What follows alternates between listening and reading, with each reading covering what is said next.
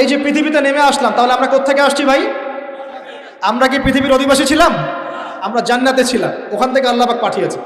এবার পৃথিবীতে এসে আদম আলাইহিস সালামের যুগে খুব একটা দুর্ঘটনা ঘটে নাই, একটা ঘটেছে। কয়টা? একটা।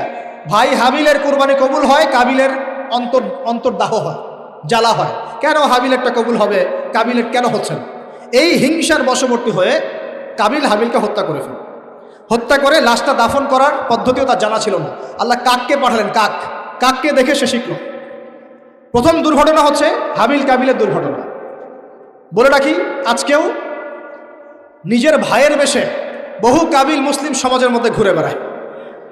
নিজের ভাইয়ের লেবাজে, পোশাকে, সুরতেই বহু কাবিল এখনও কিন্তু মুসলিম সমাজে ঘুরে বেড়ায়। তো আমরা কাবিলদেরকে কাবিলের পরিণতি সম্পর্কে সচেতন করতে চাই। হাবিল বলেছিল, তুমি যদি আমাকে মারতে আসো, আমি তোমাকে মারার জন্য হাত বাড়াবো না। হাবিল জান্নাতে যাবে আর কাবিল জাহান্নামে যাবে।